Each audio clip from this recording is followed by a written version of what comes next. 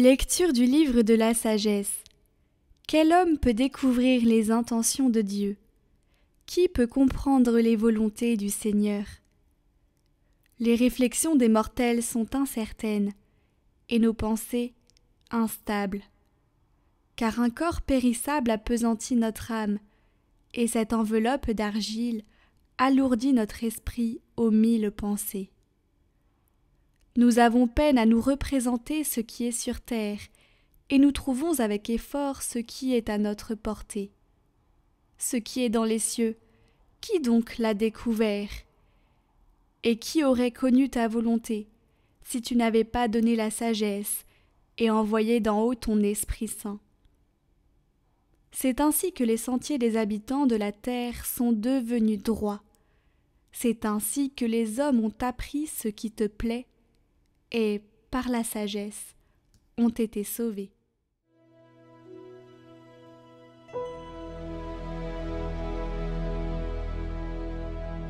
D'âge en âge, Seigneur, tu as été notre refuge. Tu fais retourner l'homme à la poussière. Tu as dit, retournez, fils d'Adam. À tes yeux, 1000 ans sont comme hier. C'est un jour qui s'en va, une heure est dans la nuit. Tu les as balayés, ce n'est qu'un songe. Dès le matin, c'est une herbe changeante. Elle fleurit le matin et le change. Le soir, elle est fanée, desséchée. Apprends-nous la vraie mesure de nos jours, que nos cœurs pénètrent la sagesse. Reviens, Seigneur, pourquoi tarder? Ravise-toi par égard pour tes serviteurs. Rassasie-nous de ton amour au matin, que nous passions nos jours dans la joie et les chants. Que vienne sur nous la douceur du Seigneur notre Dieu. Consolide pour nous l'ouvrage de nos mains. D'âge en âge, Seigneur, tu as été notre refuge.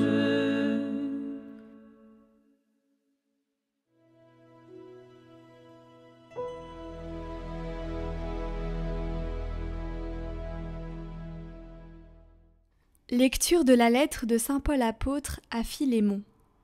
Bien-aimé, moi, Paul, tel que je suis, un vieil homme, et qui plus est, prisonnier maintenant à cause du Christ Jésus, j'ai quelque chose à te demander pour Onésime, mon enfant à qui, en prison, j'ai donné la vie dans le Christ.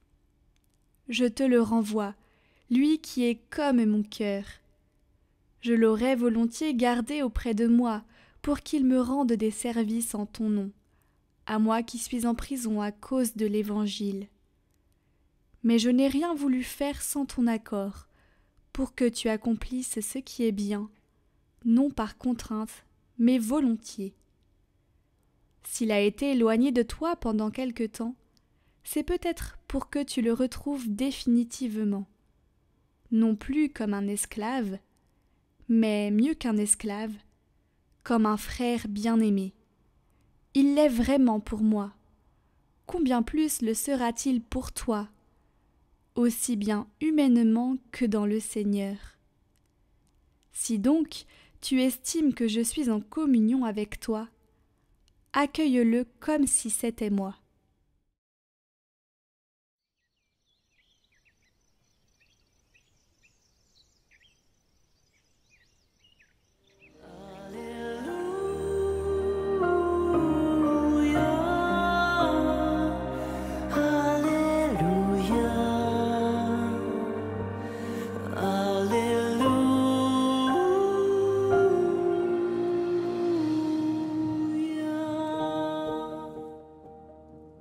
Évangile de Jésus-Christ selon saint Luc. En ce temps-là, de grandes foules faisaient route avec Jésus. Il se retourna et leur dit : « Si quelqu'un vient à moi, sans me préférer à son père, sa mère, sa femme, ses enfants, ses frères et sœurs, et même à sa propre vie, il ne peut pas être mon disciple. Celui qui ne porte pas sa croix pour marcher à ma suite ne peut pas être mon disciple. Quel est celui d'entre vous qui, voulant bâtir une tour, ne commence par s'asseoir pour calculer la dépense et voir s'il a de quoi aller jusqu'au bout ? Car si jamais il pose les fondations et n'est pas capable d'achever, tous ceux qui le verront vont se moquer de lui. Voilà un homme qui a commencé à bâtir et n'a pas été capable d'achever. Et quel est le roi qui, partant en guerre contre un autre roi, ne commence par s'asseoir pour voir s'il peut, avec 10 000 hommes, affronter l'autre qui marche contre lui avec 20 000 ? S'il ne le peut pas, il envoie, pendant que l'autre est encore loin, une délégation pour demander les conditions de paix. Ainsi donc, celui d'entre vous qui ne renonce pas à tout ce qui lui appartient ne peut pas être mon disciple.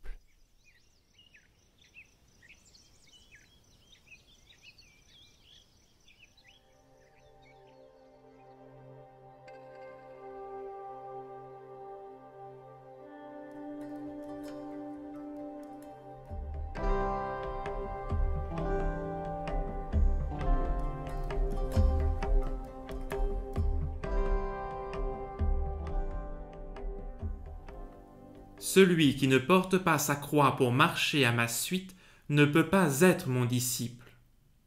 Celui d'entre vous qui ne renonce pas à tout ce qui lui appartient ne peut pas être mon disciple.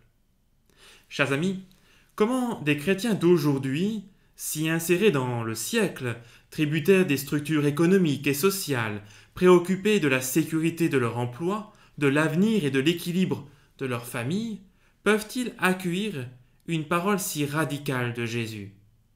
Alors, je ne sais pas si l'effervescence des commencements de l'Église rendait les choses plus simples pour nos frères chrétiens des premiers siècles, mais une chose est sûre, renoncer à tous nos biens et aux liens les plus sacrés qui nous lient à nos proches pour devenir de vrais disciples, trouble le chrétien du 2e millénaire. Et pourtant, c'est bien nous, vous comme moi, que le Christ appelle aujourd'hui à marcher à sa suite. Alors, accueillons cette consigne que Jésus nous donne. Le suivre, implique des renoncements. Renoncer. Il nous y invite à travers ces 2 paraboles, celle de l'homme qui veut bâtir une tour et celle du roi qui se prépare à la guerre. Alors, pour la plupart des commentateurs, ces paraboles signifient que quiconque veut entreprendre de grandes choses doit s'en donner les moyens. Celui qui veut construire doit s'asseoir, réfléchir, compter son argent, puis se lancer dans la construction. Le roi qui veut partir en guerre doit réunir son état-major, compter ses troupes et se lancer dans le combat. Mais celui qui veut être disciple doit renoncer à tout. Ces paraboles de la réflexion et de la prudence, signifie donc peut-être qu'en toute action, il faut savoir renoncer. Peut-être qu'à la réflexion, le constructeur a renoncé à sa tour et le roi à sa guerre. Et nous, à quoi faut-il que nous renoncions ? À la lumière de cette interprétation, il me semble que Jésus nous invite encore une fois à renoncer à construire notre vie uniquement sur nos moyens humains, trop humains. Permettez-moi de prendre une image pour illustrer mon propos.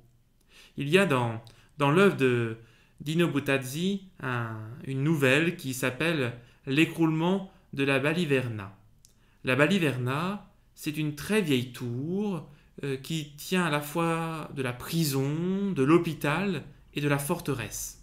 C'est l'image de notre vie et de notre société que nous construisons trop souvent comme des lieux d'exclusion, de haute sécurité, d'hyperprotection, où notre liberté véritable est aliénée, mais où nous sommes protégés des menaces extérieures. Cette tour de Baliverna Voilà, c'est tout ce que Jésus ne veut pas.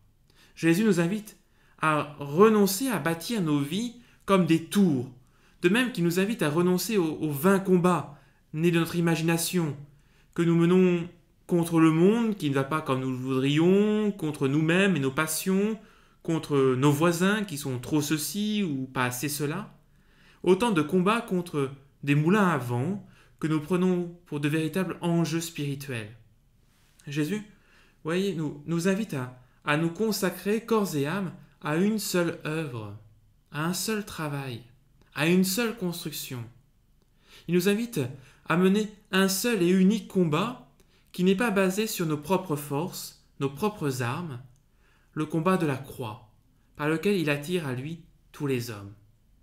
C'est le combat de la charité et de la patience de Dieu, le combat de la sagesse et du discernement, le combat de la vérité et de la justice, le combat du bien commun et du pardon, un combat où rien n'est assuré, calculé, mesuré, mais où tout est donné par amour.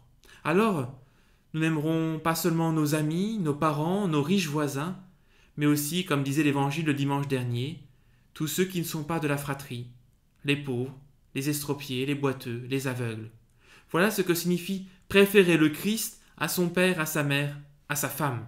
C'est s'attacher au Christ pour s'attacher à tous. Être disciple du Christ, chers amis, c'est donc pour nous renoncer à la tentation de se passer de Dieu.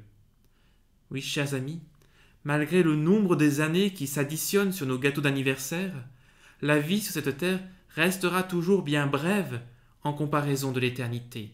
La vie sur cette terre est éphémère, mais nous avons vocation à l'éternité. Ne nous trompons pas de combat, ne nous trompons pas de priorité. Soyons comme le constructeur de la tour ou comme le roi qui part au combat. Agissons avec prudence, faisons ce que Dieu attend de nous. Alors nous pourrons dire « Mon Père, je m'abandonne à toi, fais de moi ce qu'il te plaira. Quoi que tu fasses de moi, je te remercie. Je suis prêt à tout, j'accepte tout, pourvu que ta volonté se fasse en moi, en toutes tes créatures. Je ne désire rien d'autre, mon Dieu. Je remets mon âme entre tes mains, je te la donne, mon Dieu, avec tout l'amour de mon cœur, parce que je t'aime, et que ce m'est un besoin d'amour de me donner, de me remettre entre tes mains, sans mesure, avec une infinie confiance, car tu es mon Père. Amen.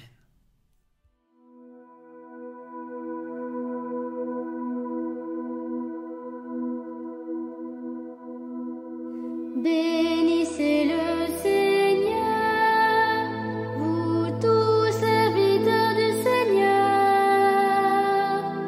qui demeurez dans la maison de Dieu durant les heures de la nuit.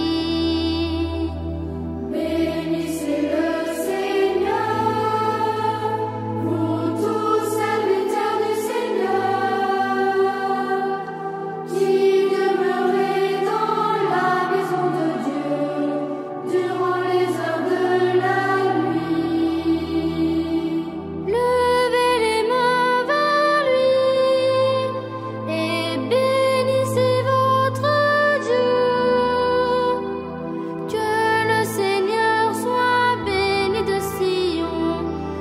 qui fit le ciel et la terre. Levez les mains vers lui et bénissez votre Dieu. Que le Seigneur soit béni de Sion, lui qui fit le ciel et la terre.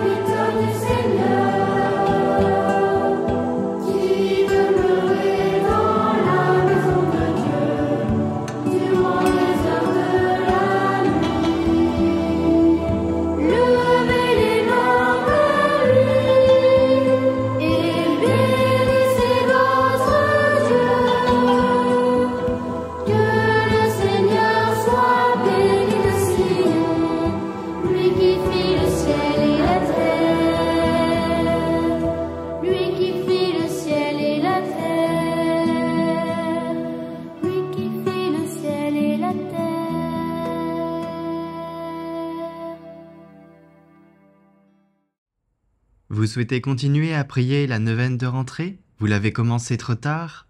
Eh bien, vous pouvez la prier. Elle est en vidéo unique sur la chaîne Catoglade Prière, la chaîne YouTube pour prier.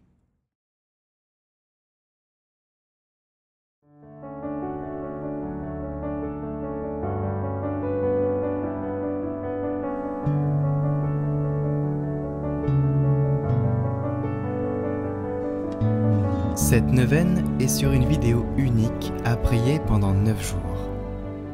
Nous prierons pour l'Église, pour cette rentrée et pour la confiance en Dieu. Au nom du Père, du Fils et du Saint-Esprit. Amen. Seigneur, nous nous mettons en communion de cœur avec tous ceux qui font cette neuvaine. Tu as dit, si nous sommes 2 ou 3 réunis en ton nom, tu seras là au milieu de nous. Nous sommes là devant toi en ce jour, éloignés les uns des autres, priant à différents moments de la journée, mais nous te prions et t'invoquons ensemble, d'un même cœur. Daigne écouter notre prière et nous combler de tes grâces en cette rentrée. Viens Seigneur Jésus, nous avons confiance en toi. Seigneur, nous te confions cette nouvelle rentrée. Pendant cette année, nous aurons à nous réjouir de bonnes nouvelles et nous aurons à affronter des moments difficiles. Donne-nous la force de les vivre pleinement. Nous t'offrons d'avance ces bonheurs et malheurs. Accorde aux enseignants et aux formateurs l'enthousiasme de transmettre leur savoir et de faire grandir les jeunes. Donne-leur la joie de retrouver leurs collègues et d'accueillir les nouveaux. Que leur diversité soit une richesse au service de l'éducation des jeunes qui leur sont confiés. Donne aux enfants et aux jeunes d'apprendre et d'acquérir les connaissances intellectuelles, professionnelles et humaines pour devenir des acteurs responsables de ce monde et le servir au mieux. Que leurs parents puissent les accompagner avec justesse et amour. Fortifie les employés dans leurs tâches quotidiennes au service de tous. Que leur travail soit respecté et reconnu de tous. Que l'équipe éducative s'ouvre toujours plus aux valeurs de l'Évangile dans le respect des différences. Donne-nous d'être attentifs à chacun et de te reconnaître en tous et particulièrement dans les plus pauvres. Puissions-nous agir ensemble pour que la réussite soit en chacun de nous.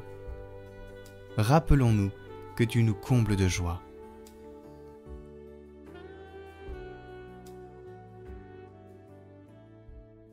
Nous te prions pour l'Église et ses membres.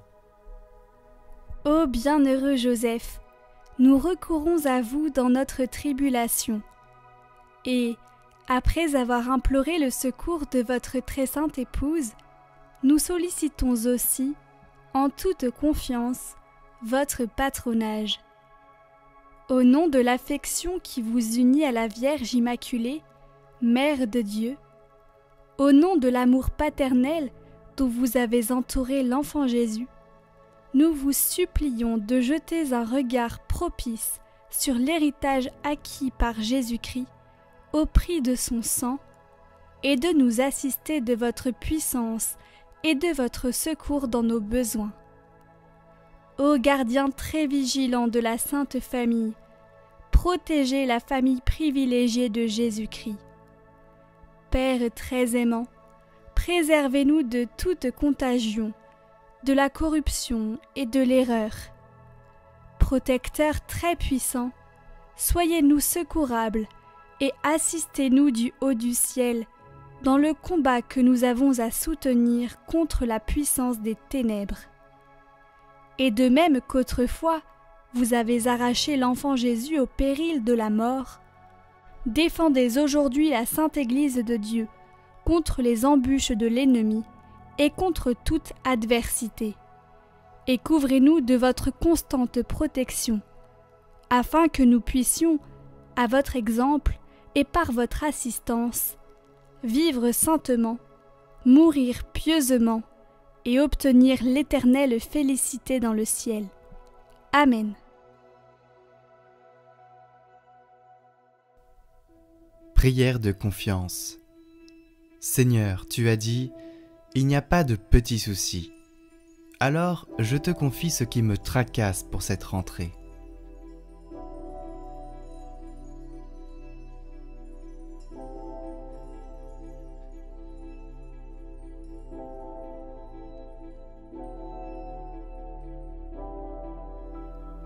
Merci Seigneur, j'ai confiance en toi.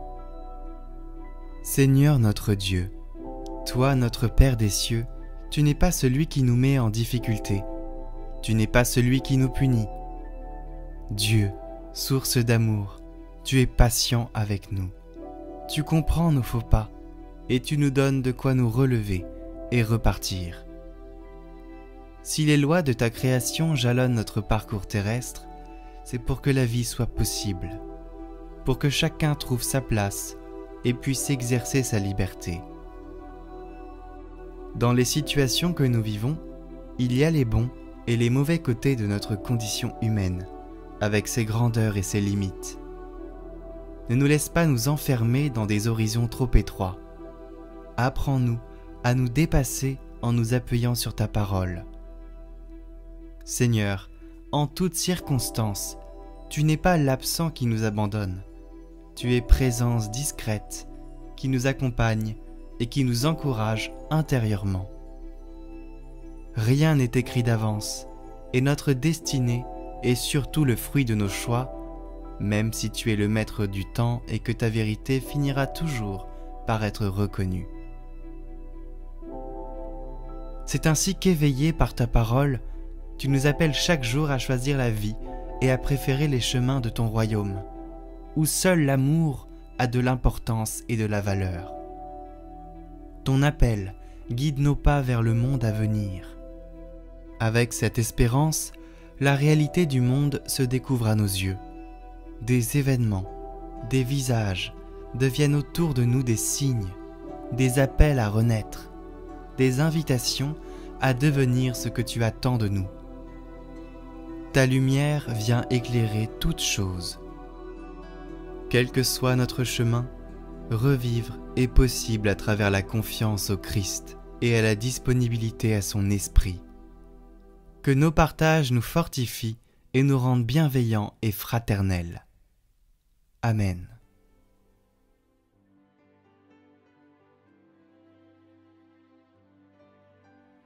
Notre Père qui es aux cieux, que votre nom soit sanctifié, que votre règne vienne, que votre volonté soit faite sur la terre comme au ciel. Donnez-nous aujourd'hui notre pain de ce jour. Pardonnez-nous nos offenses, comme nous pardonnons aussi à ceux qui nous ont offensés. Et ne nous laissez pas entrer en tentation, mais délivrez-nous du mal. Amen. Je vous salue Marie, pleine de grâce, le Seigneur est avec vous. Vous êtes bénie entre toutes les femmes, et Jésus, le fruit de vos entrailles, est béni. Sainte Marie, Mère de Dieu, priez pour nous, pauvres pécheurs, maintenant et à l'heure de notre mort. Amen. Gloire au Père et au Fils et au Saint-Esprit, comme il était au commencement, maintenant et pour les siècles des siècles. Amen. Prions pour toutes les intentions déposées en commentaire cette semaine. Notre Père, qui es aux cieux, que ton nom soit sanctifié, que ton règne vienne, que ta volonté soit faite sur la terre comme au ciel. Donne-nous aujourd'hui notre pain de ce jour. Pardonne-nous nos offenses, comme nous pardonnons aussi à ceux qui nous ont offensés. Et ne nous laisse pas entrer en tentation, mais délivre-nous du mal. Amen.